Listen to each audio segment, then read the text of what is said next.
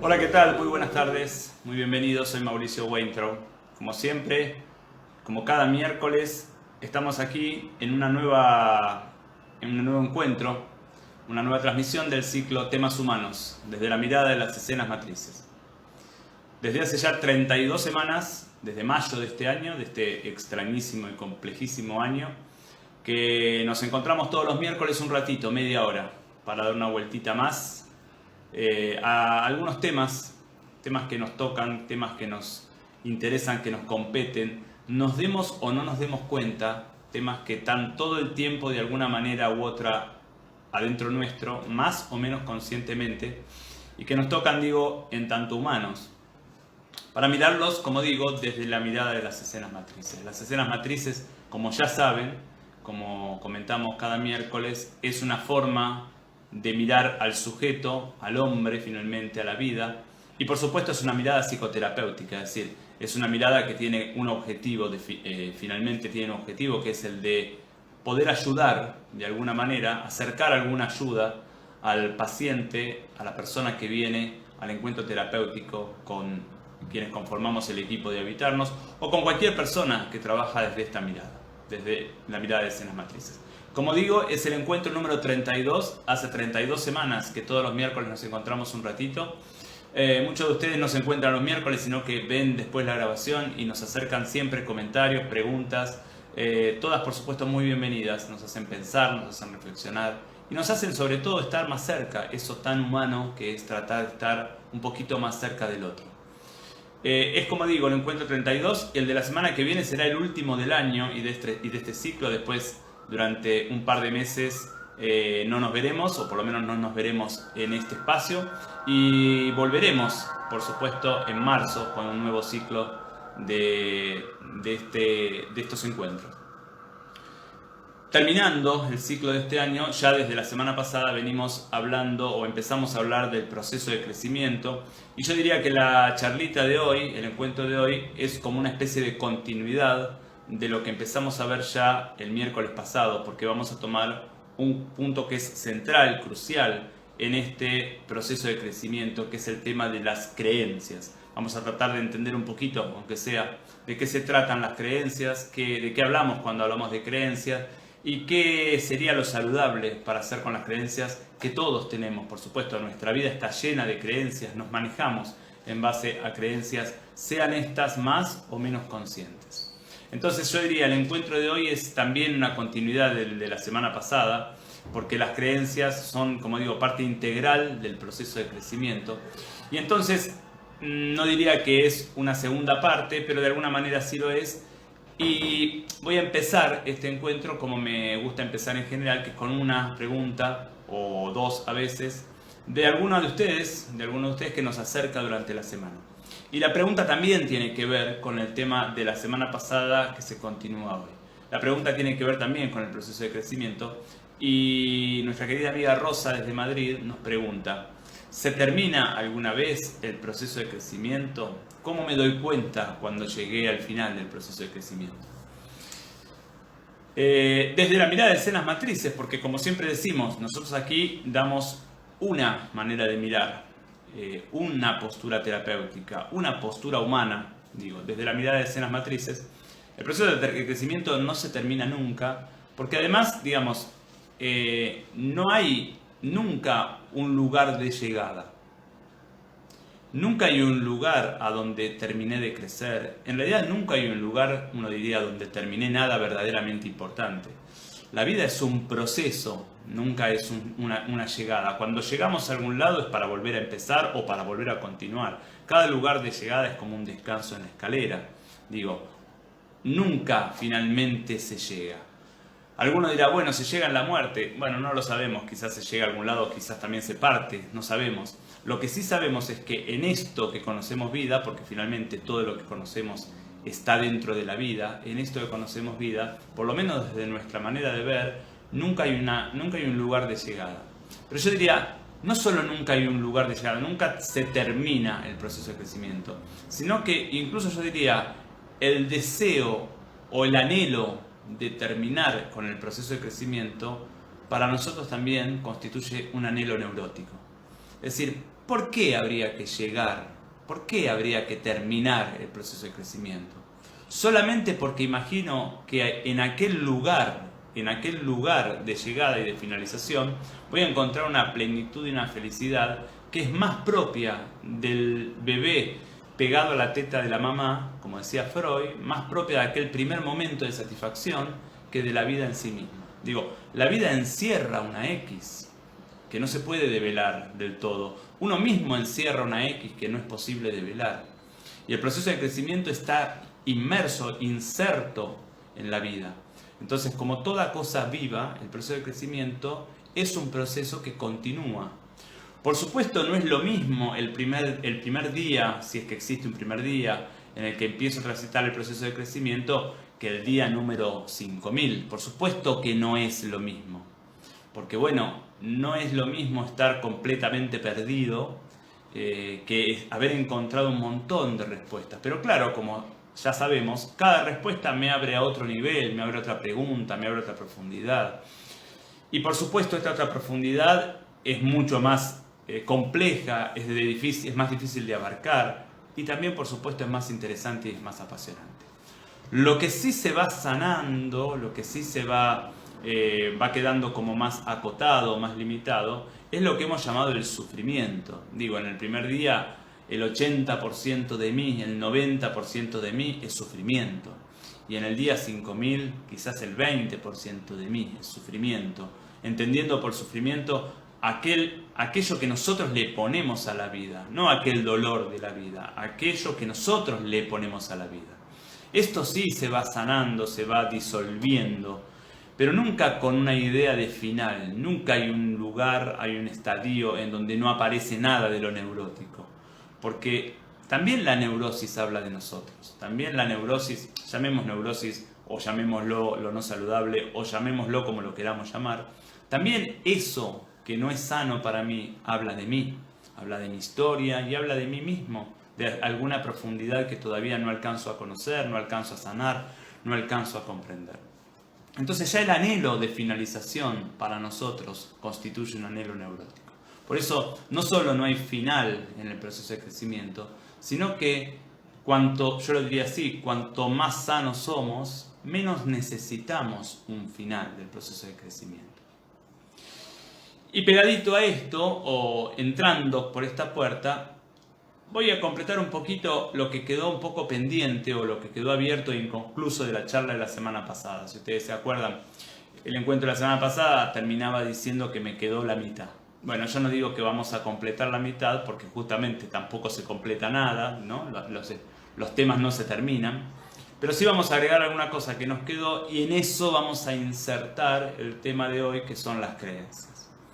Si ustedes se acuerdan, decíamos que algunos datos, algunas características o algunas ideas del proceso de crecimiento tenían que ver, en un primer lugar, con la idea de incendio, ¿no? El paciente viene armando incendios en su vida y empieza de a poco a armar cada vez menos, y ese es un momento peligroso porque ese es el momento en donde tiende a irse porque ya en su vida no hay incendios, y en realidad es ahí donde uno puede empezar a ver por qué había incendios.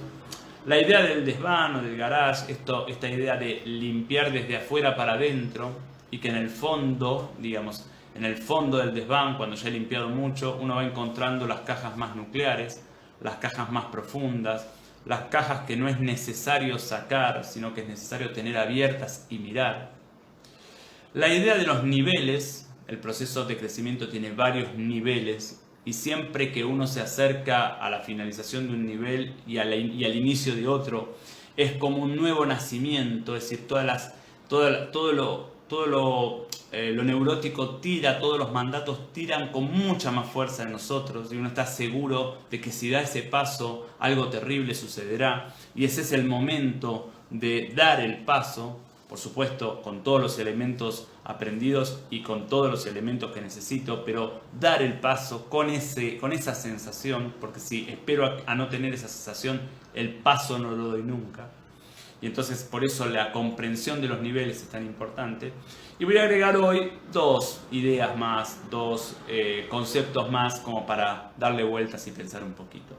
Uno de ellos es el terapeuta como padre o madre del paciente. Hablamos siempre de pacientes adultos. Digo, si habláramos de pacientes menores de edad, habría que darle otra vuelta, no me voy a referir a eso. Pero el terapeuta como padre y madre del paciente. Y acá me importa mucho porque uno de los grandes miedos, diría yo, de muchos pacientes es la dependencia terapéutica. O sea, la dependencia del terapeuta.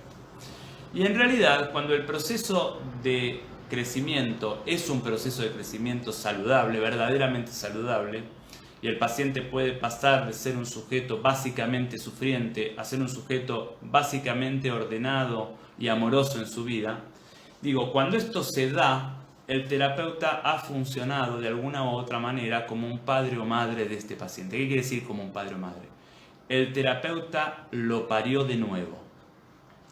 Digo, lo ayudó al paciente a encontrarse de una manera más profunda consigo mismo, para lo cual tuvo que habilitarle una serie de creencias, después nos vamos a referir a las creencias, una serie de creencias, una serie de deseos, una serie de emociones que no estaban habilitadas o que estaban prohibidas o que estaban tapadas por otras.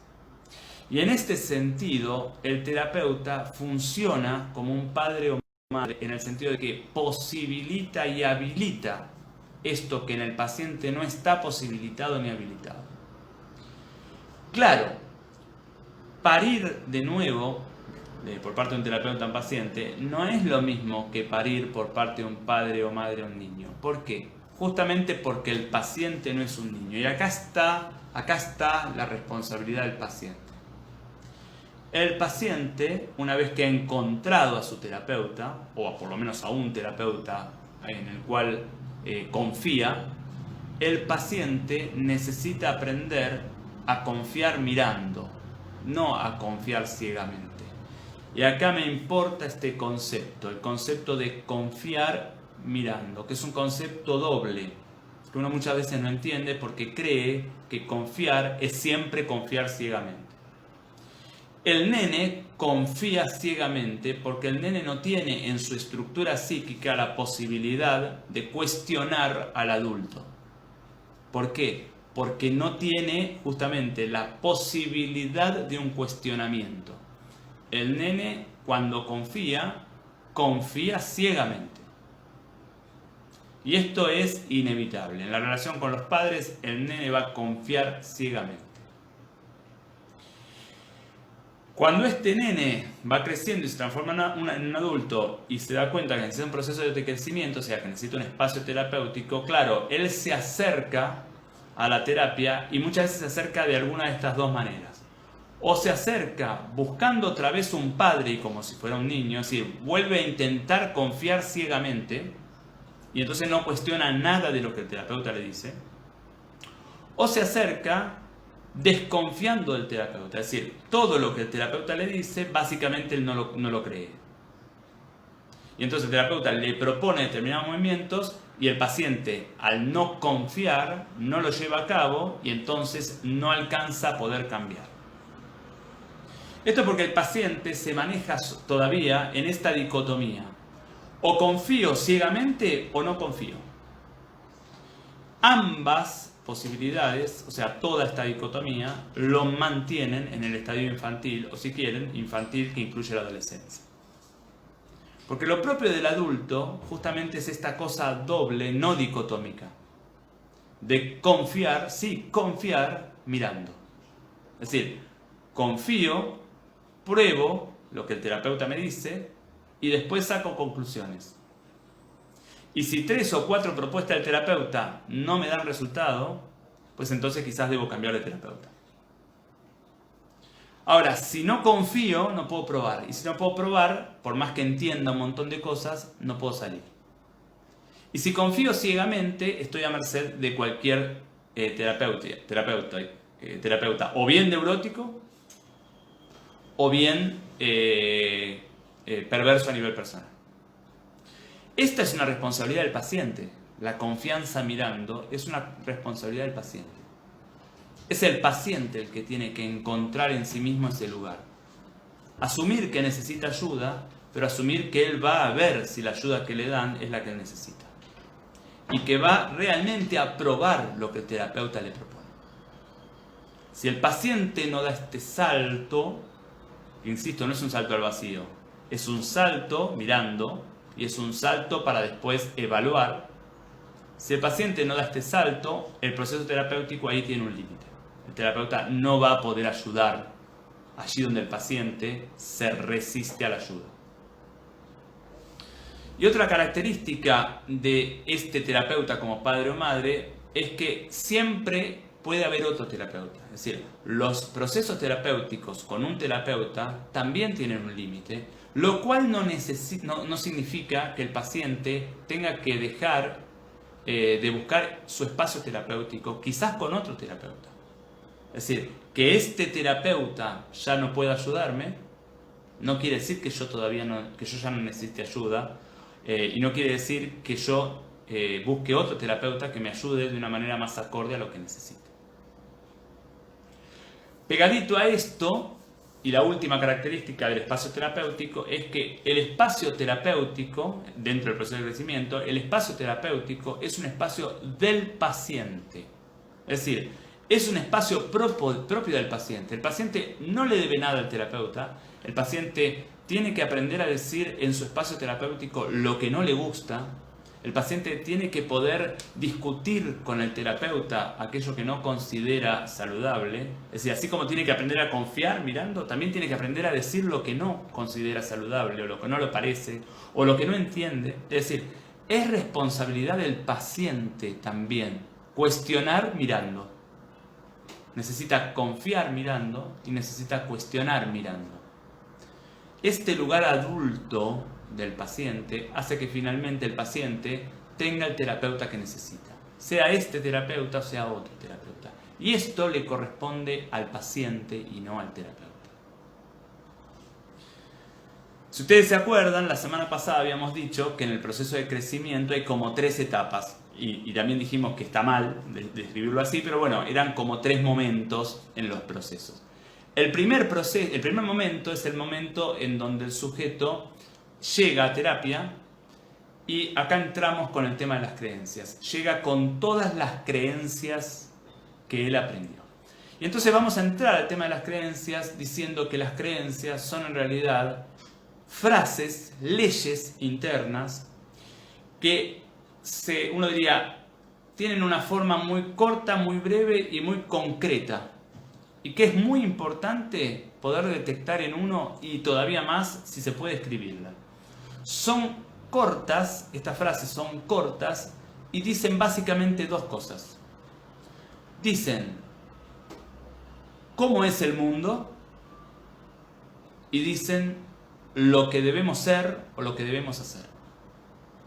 Es decir, me da información acerca de cómo es el mundo, me dice el mundo es así, y me dicen las creencias cómo debo ser o qué debo hacer. Por ejemplo, me dice todos los hombres son iguales. Esta es una descripción del mundo, bueno, de una parte del mundo. Y me dicen cosas como, por ejemplo, tengo que casarme y tener hijos, o tengo que ser un profesional, o tengo que ganar tanta cantidad de dinero. ¿Qué quiere decir tengo que? Que si no consigo eso, me siento frustrado y fracasado. Es decir, las creencias son frases cortas que me dicen básicamente cómo es el mundo o una parte del mundo y qué es lo que yo tengo que hacer o tengo que ser. Y por supuesto, estas creencias tienen consecuencias. Las creencias, insisto, son como leyes que todos tenemos adentro, que no pensamos, que no son armadas por nosotros, pero que tienen consecuencias en nosotros, sobre todo si no las cuestionamos. Cuando una creencia me dice cómo es el mundo, la consecuencia es que no puedo creer en algo diferente. Si una creencia, yo tengo la creencia de que todos los hombres son iguales, por ejemplo, e iguales significa, por ejemplo, todos los hombres me engañan, entonces voy a mirar a todos los hombres a partir de esta creencia. O sea, la creencia funciona como una especie de lente a partir de la cual veo a todos los hombres. Y estoy, yo diría, como todo el tiempo sometiendo al hombre de turno a ver si es verdad o falsa esta creencia, pero con esta característica interesante. Al no darme cuenta que es una creencia mía y al creerla como verdad, siempre finalmente la creencia se comprueba. Porque siempre es como que estoy esperando, y cualquier mínima acción del hombre de turno, estoy tomando este ejemplo, yo la tomo para confirmar la creencia. Y armo un vínculo desde ahí. Entonces, si todos los hombres me engañan, cuando voy con mi pareja en la calle y pasa otra mujer, entonces yo siento que mi pareja la miró, y entonces como la miró, empiezo a discutir, y entonces todo el tiempo estoy en esa dinámica. Digo, esta creencia o cualquier creencia. La creencia puede ser no voy a triunfar en mi trabajo. O la creencia puede ser nadie me va a querer. Digo, las creencias describen el mundo. Entonces, cuando la creencia describe el mundo, la consecuencia, si yo no cuestiono estas creencias, la consecuencia es que no puedo creer en un mundo diferente al que me muestran mis creencias. Cuando la creencia me dice lo que debo ser o hacer, la consecuencia es que si no soy o no hago eso, me siento culpable. Siento que debería ser otra cosa de lo que soy. Entonces, si yo creo que debo tener 5 casas, cuando tengo 4 casas, me siento culpable, siento que hago las cosas mal y que debería tener 5. Ustedes me dirán, bueno, pero cuando tengo 5, entonces ahí me siento bien. Y sí, puede ser que me sienta bien, pero seguramente la creencia va a apuntar a que también tengo que tener un auto, o 2, o 3. Y después también tengo que tener plata en el banco. Digo, las creencias, cuando no son cuestionadas, cuando justamente no son mías, ahora vamos a ver cómo se arman, las creencias siempre me devuelven al mismo lugar. Me devuelven al lugar de lo estoy haciendo mal. Siempre la creencia me termina poniendo en el lugar que lo estoy haciendo mal. ¿Y por qué? Porque la creencia, como ustedes ya saben o se imaginarán, las creencias no son armadas por nosotros. Las creencias son armadas por los padres. Es la voz introyectada de los padres. Entonces, cuando la creencia es una voz introyectada de los padres y yo no estoy cuestionando esto, siempre finalmente me termino sintiendo como más pequeño que esta creencia y teniendo que obedecerla. En el rato en que la obedezco, o en el punto en que la obedezco, me siento, como diría Hellinger, me siento inocente y me siento bien. Pero en general me siento culpable y me siento menos, me siento un fracaso. ¿Por qué? Porque la creencia en el fondo, la creencia que no cuestiono, la creencia no saludable y que no cuestiono, en el fondo lo que busca es mantener el poder. Mantener el poder para que yo, ante la creencia, que son mis padres introyectados, me sienta pequeño.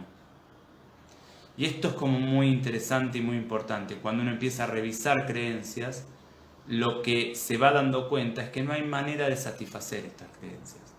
Las creencias siempre me dejan pequeño. ¿Qué hace un niño? Dice sí a las creencias.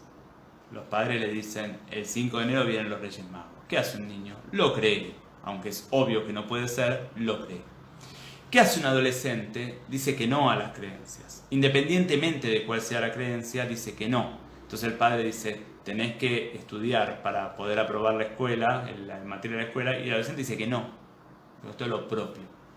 ¿Qué hace un adulto? Discrimina. El adulto ni acepta ciegamente, ni niega ciegamente, como lo que veíamos antes del espacio terapéutico y el paciente. El adulto discrimina. Y en el discriminar, yo diría, hay 4 pasos.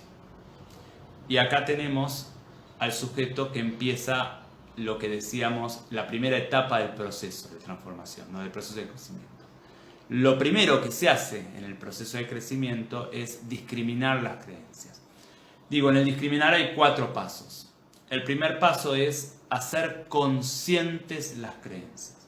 Y mientras vamos mencionando los pasos, yo los voy a invitar a una mínima indagación, como a veces me gusta hacer y puedo. Y es que cuando tengan ganas o tengan tiempo, se sienten con un cuadernito y hagamos estos 4 pasos. El primero justamente es este. Hacer consciente las creencias. ¿Qué significa hacer consciente las creencias? Anotar las leyes que rigen mi vida, me gusten o no. Y ahí voy anotando, ¿no? En las creencias uno puede tomar las creencias que me describen el mundo, los hombres son todos iguales, las mujeres te van a abandonar, no podés triunfar en tu trabajo, nadie va a comprar tu producto, nadie te quiere, todas las creencias que uno entiende que rigen la vida, o también pueden ser las otras, también puede haber creencias de que sos bien recibido cuando entras a una fiesta, vas a triunfar, todas las creencias que encuentren, las creencias, digo, las frases que están en mi mente y que a veces no me doy cuenta. Entonces, puedo ir haciendo la lista de creencias, que por supuesto no se terminan nunca, para hacerlas conscientes. Esto es lo primero. Hago consciente lo que está en mí y no me doy cuenta con claridad que está en mí. Y luego de haber hecho consciente varias creencias, uno toma una, pueden tomar la que quieran. Y vamos al segundo paso. Después lo hacemos con las siguientes. Las empiezo a cuestionar. Digo, esta creencia, todos los hombres son iguales, que está en mí, que yo lo creo. ¿Cómo hago para cuestionarlo? Lo constato con la realidad. Todos los hombres son iguales. Digo, mi papá, mi primo, mi hermano, mi pareja, todos los hombres, mi amigo, todos los hombres son exactamente iguales. ¿Todos hacen esto que yo creo que hacen? Y la realidad me sirve justamente de lugar de constatación. Y este es el segundo paso. En el tercer paso, cuando ya he hecho esto con varias creencias, empiezo a elegir cuáles son con las que me voy a quedar y cuáles no. ¿Cuáles de todas estas creencias me voy a quedar y cuáles no? Y acá estamos en la segunda etapa del proceso que mencionábamos la semana pasada. ¿Con qué muebles me voy a quedar y con qué muebles no? ¿Cuáles muebles los elijo para mi vida y cuáles no? O quizás son parte de muebles. Bueno, algunos hombres son iguales, otros no. Entonces, ¿cuáles son los muebles con los que me voy a quedar y cuáles no? Y entonces, ahí sí, saco o voy sacando la parte de las creencias o las creencias que quizás eran de mis padres, pero que yo no elijo para mí. Y este es el tercer paso. Esto es todo un proceso. Esta es la etapa cuando decíamos, el sujeto empieza a darse cuenta aquello que no cree, pero todavía no sabe en lo que cree. Y el último paso de un proceso que por supuesto nunca termina, como ya lo saben, el proceso de constatación de las creencias, el último paso es ir armando el propio catálogo de creencias.